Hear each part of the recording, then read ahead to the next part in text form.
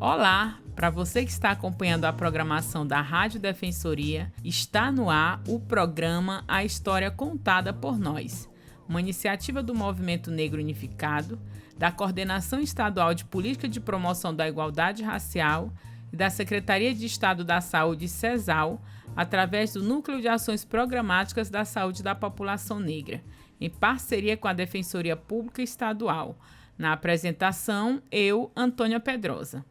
Na minha companhia hoje, eu vou conversar com uma mulher ativista dos movimentos sociais, essencialmente do movimento negro, e também uma assistente social de carreira. Ela vai já falar para a gente e vai ser um bate-papo muito importante sobre maio, datas importantes e significativas que tem nesse mês.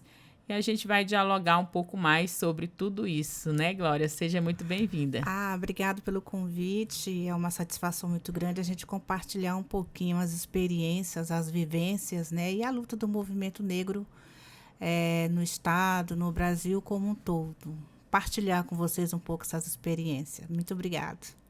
É importante ressaltar que o programa A História Contada por Nós tem o objetivo de gerar protagonismo e visibilidade às chamadas minorias, que possuem suas vozes silenciadas e sem a oportunidade de ocupar espaços em que sua fala seja validada, assim como ser um lugar em que possamos conhecer o que tem sido feito em prol da igualdade racial, inclusão, combate ao racismo e qualquer tipo de preconceito, não apenas em datas específicas. Também não podemos esquecer do agradecimento especial ao defensor público Oleno Matos por propiciar esse momento único. Lembrando que você pode acompanhar o nosso programa pelas plataformas online da Defensoria. Então, seja mais uma vez muito bem-vinda, Glória, ao nosso programa A História Contada por Nós. Nós estamos no mês de maio e sabemos que no dia 13 de maio de 1888, após várias organizações, revoltas, teve então uma declaração que extinguia a escravidão oficialmente no Brasil, né?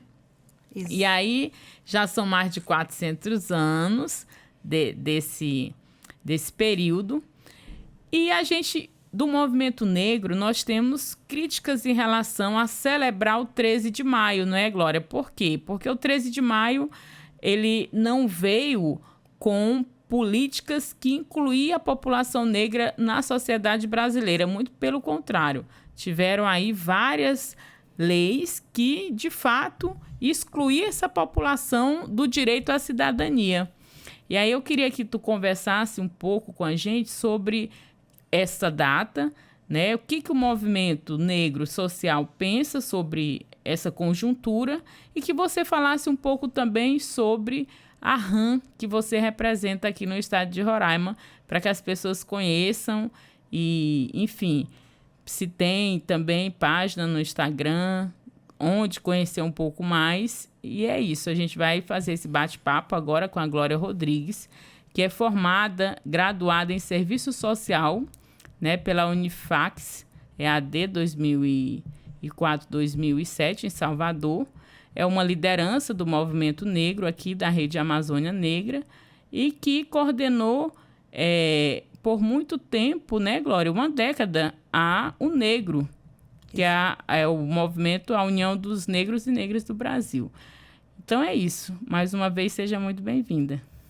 Bom, pessoal, mais uma vez, muito obrigado. Fico até assim, muito, muito feliz, né, por esses espaços, né, que a própria Promotoria da Defensoria Pública, em parceria com a Secretaria Estadual de Saúde, com o próprio governo do Estado, né, em estar compartilhando, né, essas histórias. E os movimentos sociais, claro, né? Os movimentos sociais. Eu acredito que tudo isso são alinhamentos políticos de lutas, né? Então, isso faz parte do processo do movimento negro como um todo. Bom, pessoal, hoje eu coordeno, né, desde 2011, né? A gente está aí à frente da Rede Amazônia Negra, mas a gente fundou em Roraima em 2004 a União de Negros e Negras pela Igualdade, onde passei uma década, né, aí na liderança. Tem uma outra pessoa que assumiu agora mais recentemente, mas a gente continua na atuação do movimento negro como Rede Amazônia Negra na Amazônia, nos 9 estados da região amazônica, né?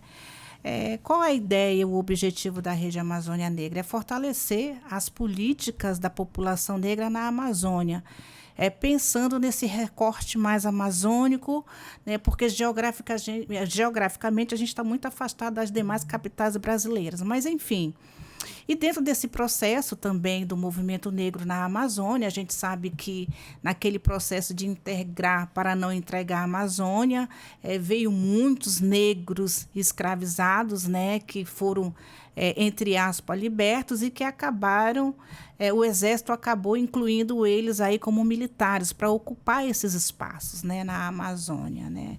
Enfim, e fora outros contextos políticos também que a gente, né, depois a gente pode pensar num segundo momento para relatar um pouco sobre a população negra na Amazônia, como foi que ela foi povoada, né, e como surgiu, como ela veio, né?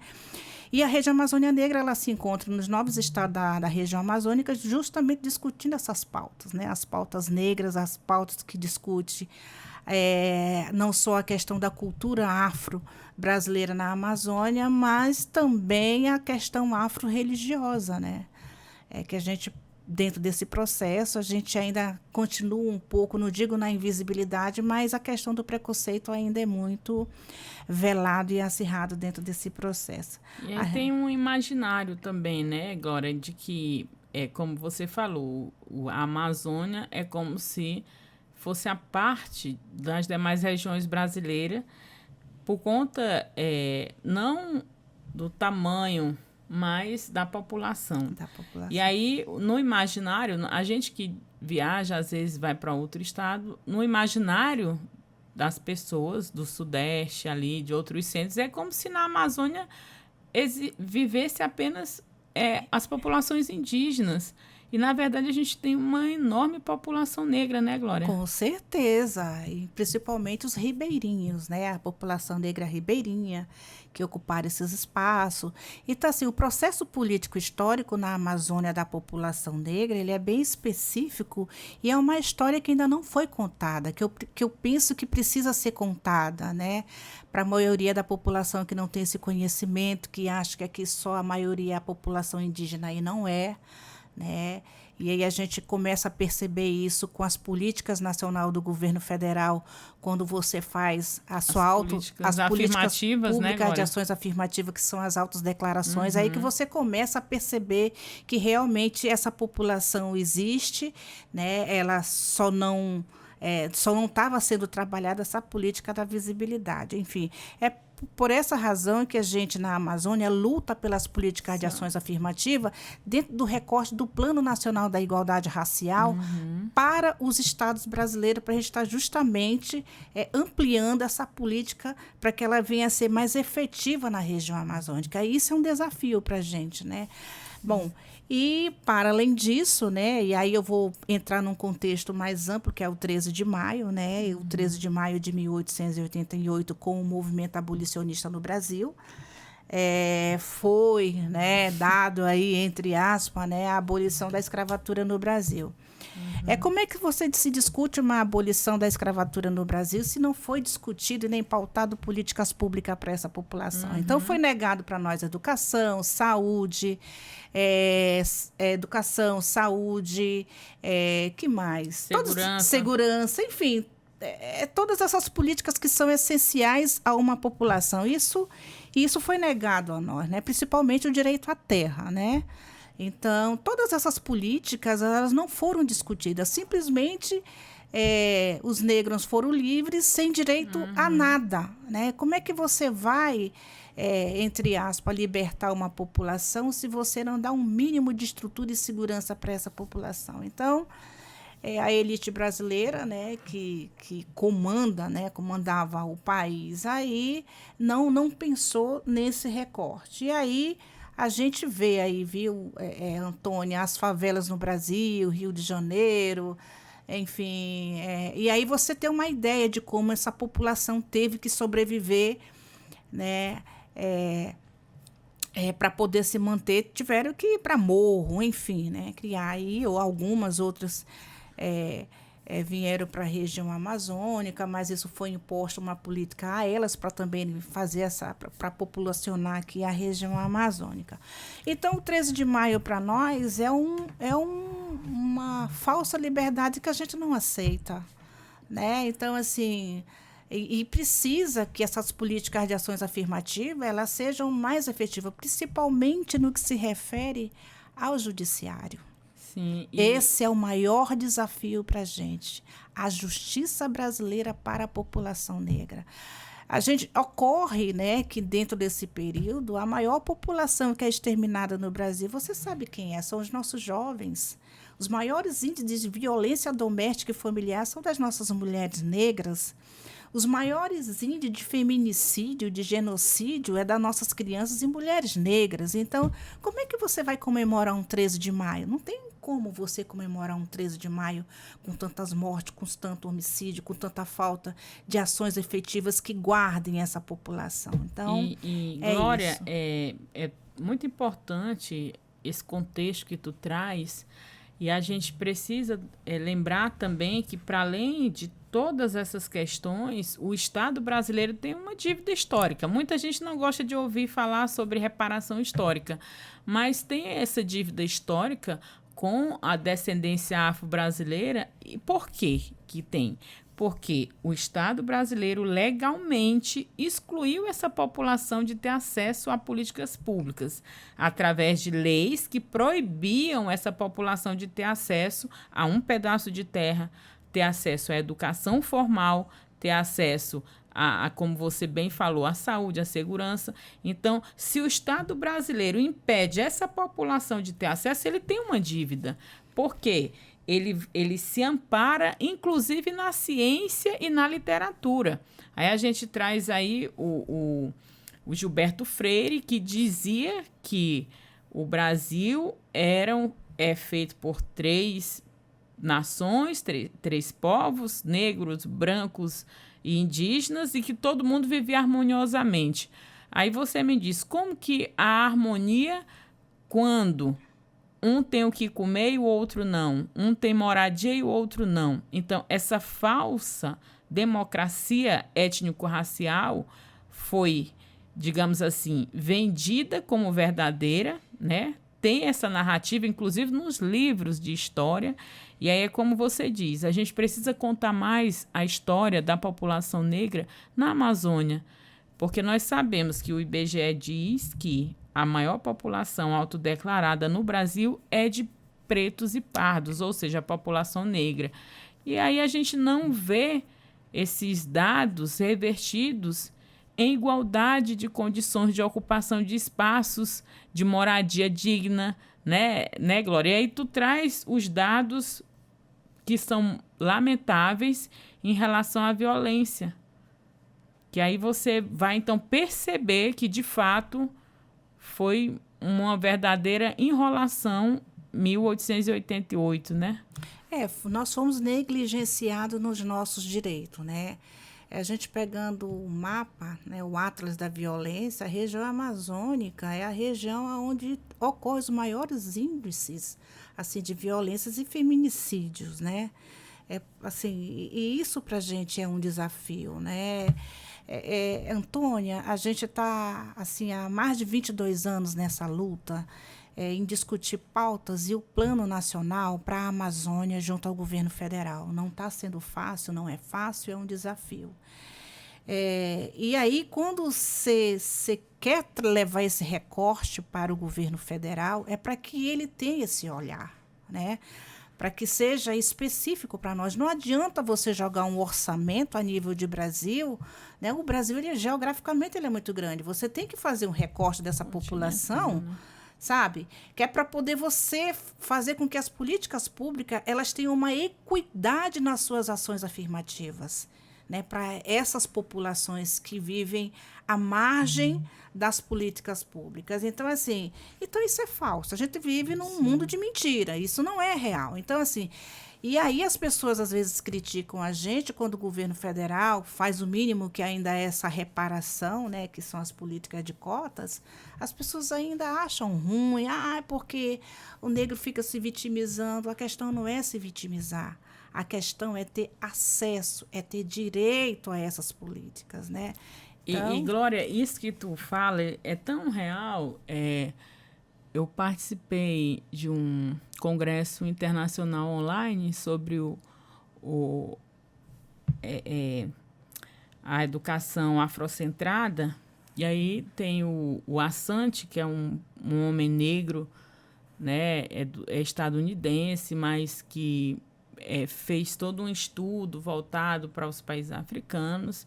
E aí ele traz uma discussão muito importante, que a África foi o berço da humanidade. Da civilização da humanidade. Não existiria outras pessoas se não tiver... Tipo, começou lá na África. E aí depois... os povos africanos foram os primeiros cientistas, os primeiros matemáticos. E isso foi... E aí ele traz uma discussão que eu acho que é muito relevante, que a gente está engrossando esse caldo, esse debate no Brasil, né, com as políticas, principalmente em relação à educação, que aí vem a Lei 10.639, que fala sobre a história, né, no currículo escolar dos povos africanos e afrodescendentes, porque se a gente não partir dessa afrocentricidade para que nós possamos conhecer a nossa história, a nossa descendência, e aí ele fez aquele teste de DNA e ele se localizou de onde vieram, né? O pai veio de uma parte da África, a mãe ele localizou quais eram, né, o povo ao qual ele pertencia, e essa história para a população... a árvore genealógica africana. Isso. E para nós, essa história ainda hoje é negada. Eu penso, inclusive, que o Estado brasileiro deveria também promover esse teste de DNA. A gente já sabe que não é em todos os estados. Se eu quiser fazer, eu tenho que ir para outro lugar, porque aqui não faz, né? Que vai identificar a minha origem, dizer de qual região, né, qual povo. Porque a partir do momento que tu conhece a tua história, que tu sabe o que aconteceu com teus antepassados. Eu nem vou falar de avó, porque minha avó também não conhecia a história, minha mãe também não. Então, assim, quando a gente parte dessa afrocentricidade e a gente passar, né, a conhecer de fato a nossa origem, eu acho que vai mudando um pouco, porque hoje, como tu falou, tem pessoas negras que não defendem as cotas, por exemplo, porque não entendem essa conjuntura sociopolítica, né, permeada aí dentro dessa situação, né, Glória? O que acontece, Antônia, você tocou num ponto que eu participei em 2015 em um debate na UNB. A gente estava discutindo essas pautas da Lei 10.636, ainda era 10 mil, era 39, né? Não era nem a 11 mil.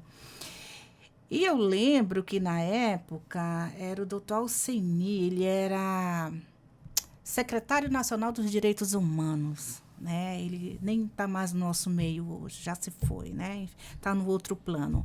E aí eu disse para ele, olha, a gente precisa repensar a história do Brasil.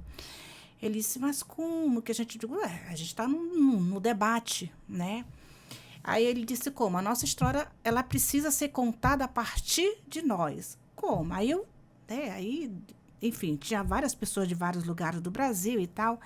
E aí a gente começou a pensar, né? Eu disse, olha, eu sei a minha história, eu sei a minha origem, mas nem todos sabem da sua história, da sua origem.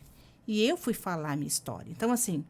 Mas eu sei e conheço a minha história porque a minha ancestralidade, que são os meus ancestrais, foi quem me falaram.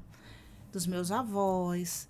A minha avó contava essa história, que meu avô, né, era filho de reis africanos. Era uma família de linhagem de reis e rainhas africanas. Né? E no segundo momento, quando eu fui para o encontro... o primeiro encontro da região amazônica, dos povos de matrizes africanas da região amazônica, foi em Belém do Pará, né? E aí se reuniram todas as lideranças afros brasileiras, afros religiosas da região amazônica. Então, nesse evento, né, ali, né, aquelas entidades, aquelas organizações que chegaram ali falaram, olha, a história é essa, né? E aí eu tive a satisfação de ter em mão um livro. Olha só. Olha, um livro, né? Olha, esse aqui é o livro que conta a história da tua família. Quando a pessoa me entregou aquilo, eu não acreditei. Eu disse, mas como a minha história? Né? Eram os meus ancestrais dizendo, tá aqui a história. Né? E aí eu disse, eu posso ter Ele disse, infelizmente é o único que eu tenho, mas se você quiser vir aqui, tal, aquela coisa, sempre tal. que quiser, né? E eu fiquei naquilo. E com o passar dos anos, eu fui conversar com minha avó, e minha avó contou a história para ela, né? Que meu avô tinha contado, aquela coisa. Então, assim, a partir daí é que você começa. Então, existe uma história que não é a contada, que é a história do Brasil, a verdadeira história dos povos africanos no Brasil. A influência que a literatura e a língua portuguesa tem é do povo africano, a culinária do povo africano. Né? Então, assim, a nossa matriz, ela vem justamente do povo africano. A civilização africana originou, né, a nossa história, a nossa cultura, a nossa matemática. Então, a elite, ela, na verdade, ela vela, né? Ela faz com que essa história fique na invisibilidade política. Então, as pessoas não têm conhecimento e não sabem da sua origem, da sua história. Isso é desafiador, né? Então, assim, a partir daí, quando você começa a ter esse entendimento, você começa a perceber que você viveu anos da tua vida sendo enganado, que você não se conhece. Eu não me conhecia até então.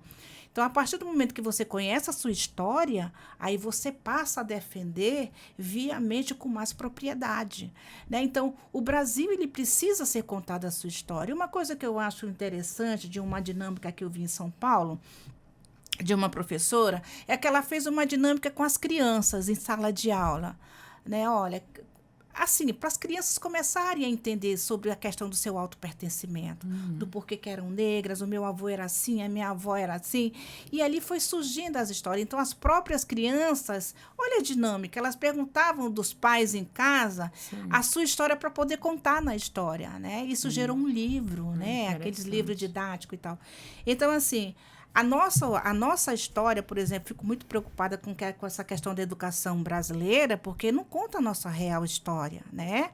Então, assim, é preciso que a gente faça com que esses núcleos de estudos afro-brasileiros dentro das instituições universitárias, das instituições de pesquisa, né, sejam provocadas para que elas também venham, né, a fazer com que essa pesquisa traga essa realidade para a gente, a verdadeira história do povo negro. Então, Antônia, é muito complexo, é muito amplo. Acho que a gente tem que avançar muito nas políticas de ações afirmativas, tanto na área da segurança pública, na área da justiça, principalmente na área da justiça, né? Eu tenho, assim, um prazer, uma satisfação de ter começado esse trabalho ao longo desses 24 anos de defensoria pública, assim, parceria, de ter conhecido a doutora Jeane Chalde, que ela foi a nossa primeira defensora pública que participou, eu acho que foi da 2ª Conferência Nacional de Promoção da Igualdade Racial, onde ela se apropriou... Aí eu falar sobre as conferências. Onde ela se apropriou, né, da política de ações afirmativas e trouxe isso para dentro da instituição. Olha que histórico, né? Sim. Então, foi a partir daí que a gente começou a luta, a militância, a resistência. E ela passou por várias experiências, né? Ela fez um movimento, né? Eu agradeço muito, não só ela, mas a instituição da Defensoria Pública por ter se apropriado, né, dessas políticas. E olha que lindo, que tem um espaço já aqui dentro. Vejo que a Defensoria também cresceu, ampliou, né? E sempre com esse olhar das políticas públicas voltadas para as minorias. Isso é importante dentro desse processo político, porque eu vou confessar uma coisa aqui para você. A única justiça que eu acredito que trabalha ao lado das minorias é só a instituição chamada Defensoria Pública, porque eu não vejo outro poder. Cumprindo sua função mesmo, né? Ela cumpre o seu papel, a sua função de defender, né? Não que as outras não possam ter esse olhar, claro, né? Eu ainda prezo que o judiciário como um todo, né? E a população negra também ocupa esses espaços de poder nas instituições de justiça, porque para a gente dar uma oxigenada também com um olhar mais humano, com esse olhar mais de minorias, enfim, que nós, na verdade, nós não somos minoria, nós somos maioria. Né? Nós somos minoria em acesso às políticas públicas. Glória, você trouxe um ponto, né, que eu já ia perguntar mesmo.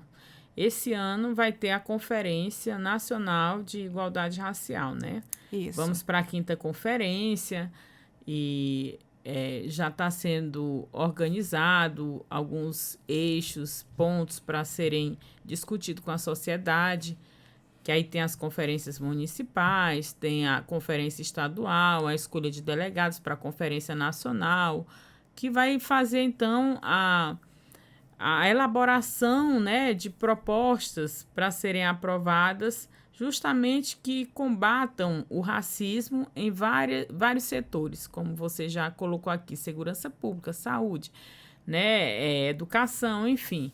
E aí você está no movimento representando a Rede Amazônia Negra, né, Amazônica Negra, que é a RAM, e nos bastidores a gente estava falando um pouco e você me trazia a questão da possibilidade, né, de chamar conferências livres. Eu queria que tu falasse um pouquinho sobre a importância, primeiro, né, da Conferência de Igualdade Racial e como que ou você que está nesse movimento pensa ou como que está sendo essa organização dessa conferência livre. Nós, hoje, né, que a gente fomos comunicados que ia ter, né, dia 27 já, eu falei, eu preciso ter acesso ao regimento que é para poder a gente se organizar. Então, Antônia, a conferência, ela tem um papel muito importante, né, dentro desse processo das políticas de ações afirmativas.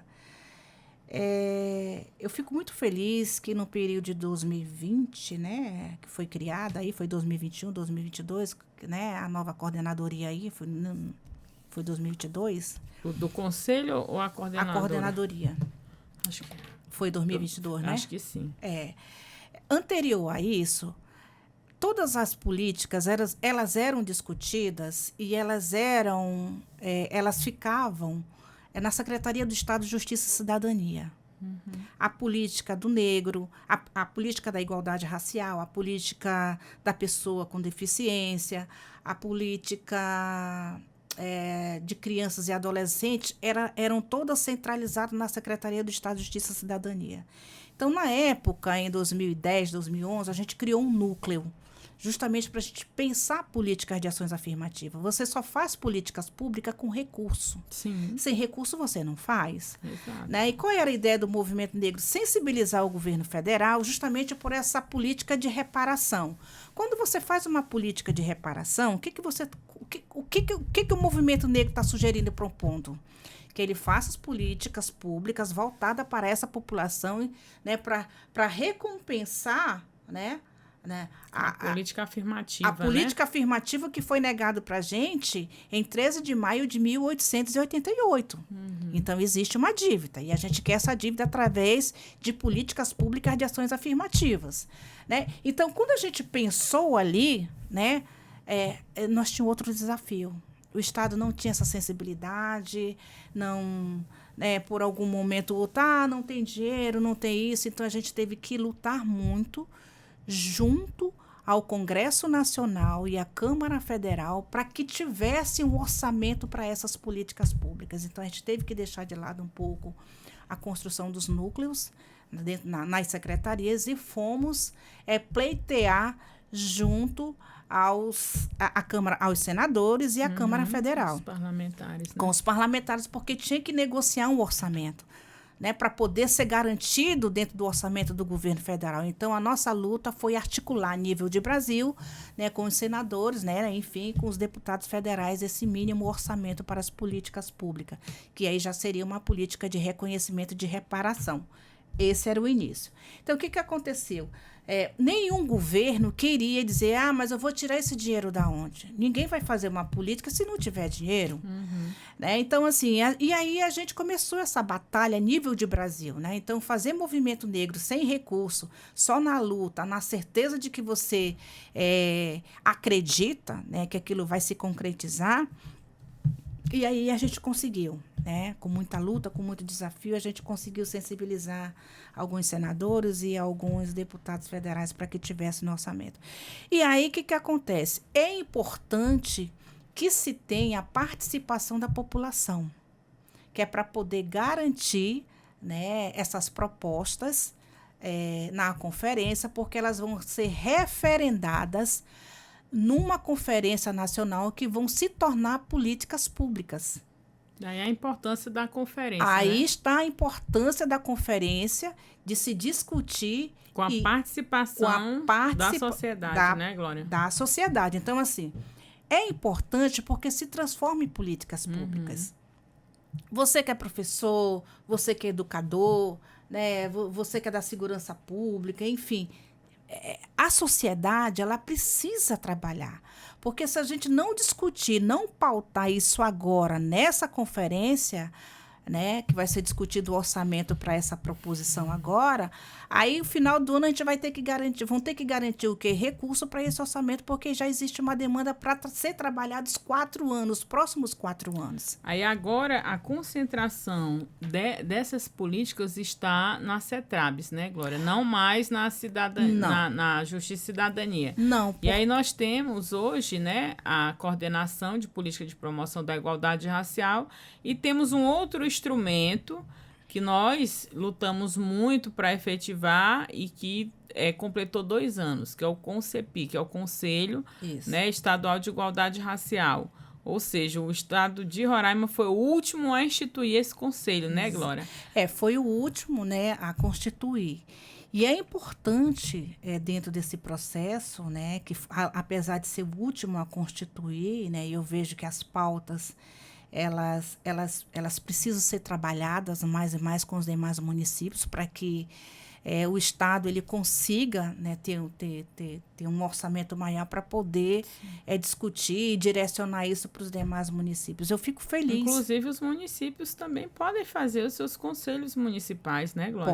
Pode, com certeza. A partir do momento que cada município fizer os seus conselhos, automaticamente, ali, ele está sugerido, propondo ao governo do Estado, que ali também precisa ser direcionado um determinado valor X para as políticas de ações afirmativas. Inclusive, né? Vai fortalecer o recebimento, né, de políticas para a saúde da população negra, que é aquele recorte da anemia falciforme e outras doenças, por exemplo. A mulher com predominância, negra, né, na população negra. Principalmente com nós mulheres negras, né, enfim. E aí dá para se trabalhar, né, com esse recurso mais direcionado. Por isso que é importante. Eu fico feliz, viu, assim, de ver. Eu no momento, eu participei em alguns eventos outros porque eu estava numa outra discussão, então para nós também é muito desafiador, mas eu fico feliz assim, pelos membros do conselho, né? Eu fico muito feliz. Eu acho que o trabalho é esse, nós de movimentos sociais, independente. A gente tem representações que nos representam, então o movimento ele não está só ali no conselho, mas ele está ali no conselho, que é uma forma de gerenciar e fiscalizar esses recursos, né, para as políticas públicas das ações afirmativas, como uma forma de fiscalizar, direcionar, discutir, debater, né, de presencialmente estar ali compartilhando junto com o governo do Estado. E eu fico feliz por isso, né? Eu acho que o caminho é esse, e os municípios também precisam aderir, né, ao SINAPI, que eu vejo que é um processo que precisa ser contínuo dentro dessa discussão, né? E aí fazer com que essas pautas, né, elas venham realmente a desconstruir um imaginário, né, que nem todos reconhecem como autopertencimento, né, ou não sabe, ou não existe, enfim, a sua origem. Eu acho que a história ela precisa ser recontada, mas de uma forma mais séria e mais comprometida com a população negra. Além de desconstruir o imaginário, né, Glória, mudar a realidade. Porque quando a gente imagina algumas conjecturas e que a realidade é muito cruel ainda do Estado brasileiro para com a população negra desse país, que desde 1888 ocupou os morros que hoje são chamados de favelas, de periferias. Então, são lugares onde, por exemplo, a polícia chega atirando primeiro, para depois perguntar quem é. E aí você tem o assassinato por parte do Estado, que o autor Achille Mbembe vai falar sobre necropolítica, que é a mão do Estado que poderia evitar, né, essas mortes. Ele chega e ele colabora porque ele é omisso em efetivar justamente essa política pública que você está falando aí, que a conferência tem esse papel de propor, né, junto com a sociedade. Qual é a política pública necessária, por exemplo, para a segurança pública, para que a gente evite a morte de inocentes, crianças negras, de mulheres grávidas negras, de jovens negros? Qual a política que nós precisamos com urgência para evitar as mortes maternas de mulheres negras, que são a que mais morre de morte materna, né, Glória? Você, como assistente social, também tem essa discussão, não é? Olha, o primeiro passo que eu penso, né, como política pública, como governo do Estado, né, eu não digo como governo do Estado, como Estado Sim. brasileiro como um todo. O primeiro passo é você fazer essa política, né, que nós estamos fazendo, que é fazer com que a sociedade também reconheça, né, e participe. Esse é o primeiro passo. O primeiro passo é educação, né? O segundo passo é trazer a sociedade, e a sociedade também tem que querer, né? E a sociedade, quando eu falo, não é a sociedade que está sofrendo, né? Por exemplo, eu confesso a você que uma das coisas que me deixa muito, muito sensível é a morte de mulheres, é a morte materna de mulheres. Isso me deixa muito, muito triste, porque eu vejo a omissão do Estado, sabe? Em não fazer um trabalho sério, em não fazer uma política séria, não só de reparação, mas uma política específica para a saúde dessas mulheres, sabe? A mulher negra não é que a mulher negra seja melhor, não é isso que a branca, mas nós temos especificidades que só as mulheres negras têm, sabe? Então, assim, é preciso trabalhar isso dentro desse recorte, dentro da saúde pública, né? Com esse olhar mais humanizado, diverso, né? Por exemplo, é diferente, por exemplo, eu vi que a maternidade, na época, eu lembro da doutora Eugênia, tinha uma maternidade mais humanizada, dos partos indígenas, aquela coisa toda, né? Enfim. Então, tem que ter uma política e um olhar mais humanizado, né? Em relação a essas políticas. E também, Antônia, que eu vejo que é importante dentro desse processo, o Estado tem que dar condições para esses profissionais também serem qualificados. Trabalhar uma política mais séria, dar acesso, né? Eu digo com material cirúrgico, com insumos que esses profissionais também possam ter, né? A gente vê o caos que a saúde hoje se encontra, enfim, como um todo, né? E com relação a essa questão da segurança pública, uma das coisas que a gente percebe, né, é trabalhar a política de educação dentro da própria polícia, da segurança pública, né? Como assim trabalhar dentro da segurança pública? Qualificar, né, os nossos policiais militares, né, na abordagem, né, enfim, eu sei que dentro desse processo de trabalhar a segurança pública é um desafio, né? Sim. É um desafio muito grande, porque você está ali com a violência, com isso, com aquilo, né? E aí, isso dentro desse processo, você tem que trabalhar, né? A gente vê isso muito claro nas escolas militares. Dentro das escolas militares, a gente percebe isso, Antônia. Sabe? Então, assim, como é que você vai trabalhar uma política pública de ações afirmativas dentro de uma escola militar? E é tão violento para as meninas negras, por exemplo, que nós sabemos, né, a textura do cabelo das meninas e mulheres negras, né, o cabelo crespo, que muitas vezes não se adequa àquele penteado que é imposto, por exemplo, né? Isso é um caso, né? Esse é um dos caso. meninos e meninas. Então, como que você vai falar sobre combate ao racismo se você não respeita a identidade daquela criança negra com seu cabelo black, que é a sua identidade, que faz parte da sua identidade, né? Exatamente. Então, são estereótipos que precisam ser quebrados e precisam ser construídos. Por exemplo, trabalhar essa questão da violência, o assédio nas escolas, trabalhar essa questão política desses militares, da forma como eles trabalham nas escolas militarizadas. Eu particularmente, eu tenho algumas restrições em relações a isso, sabe? Eu acho que a gente precisa repensar uma educação que seja inclusiva e não uma educação exclusiva, né? E que venha quebrar esses estereótipos. Uma das coisas que me chama a atenção, Antônia, que você tocou, é aquela imagem estereotipada da mulher negra como objeto sexual. São muitas nuances, né? São muitas nuances no sentido de que aquela adolescente do cabelo caracolado, ela é assim, né? E fora a imagem também, né, que é vendida lá fora, né? Da forma como nós somos vendida comercialmente, como se fosse algo comestível de comer, né? Então, assim, precisa ser desconstruído isso. E a gente vive no estado que ele tem muito, sabe, assim, esses desafios. Então, eu tenho essa preocupação. Eu lembro que, na época, a gente sugeriu e propôs, junto à Secretaria de Justiça e Cidadania, ao Comando Geral da PM, uma qualificação com esses militares. Qual era a ideia? O nosso maior desafio, né, que na época a minha chefe, a doutora Ana Alice Glória, mas isso é um desafio. Mas a gente precisa... Tem que enfrentar, Tem que enfrentar. São homens, são mulheres, a maioria que são homens, são os desafios.